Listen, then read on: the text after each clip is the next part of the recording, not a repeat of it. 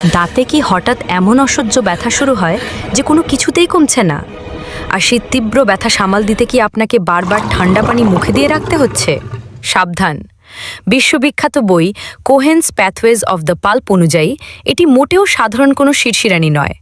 এটি irreversible pulpitis বা দাঁতের ভেতরের মজ্জায় মারাত্মক ইনফেকশনের লক্ষণ।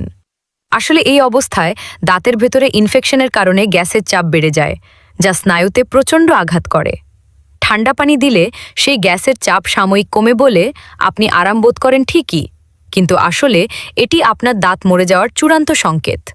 মনে রাখবেন, এই পর্যায়ে শুধু ব্যথার ওষুধে কোনো স্থায়ী সমাধান হবে না।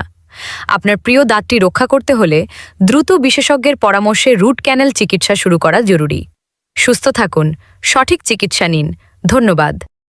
দাঁতে কি হঠাৎ এমন অসহ্য ব্যথা শুরু হয় যে কোনো কিছুতেই কমছে না? আর সেই তীব্র ব্যথা সামাল দিতে কি আপনাকে বারবার ঠান্ডা পানি মুখে দিয়ে রাখতে হচ্ছে? সাবধান! বিশ্ববিখ্যাত বই কোহেন্স প্যাথওয়েজ অফ দ্য পাল্প অনুযায়ী এটি মোটেও সাধারণ কোনো শিরশিরানি নয়। এটি ইরিভার্সিবল পালপাইটিস বা দাঁতের ভেতরের মজ্জায় মারাত্মক ইনফেকশনের লক্ষণ। আসলে এই অবস্থায় দাঁতের ভেতরে ইনফেকশনের কারণে গ্যাসের চাপ বেড়ে যায়, যা স্নায়ুতে প্রচণ্ড আঘাত করে। ঠান্ডা পানি দিলে সেই গ্যাসের চাপ সাময়িক কমে বলে আপনি আরাম বোধ করেন ঠিকই, কিন্তু আসলে এটি আপনার দাঁত মরে যাওয়ার চূড়ান্ত সংকেত। মনে রাখবেন, এই পর্যায়ে শুধু ব্যথার ওষুধে কোনো স্থায়ী সমাধান হবে না।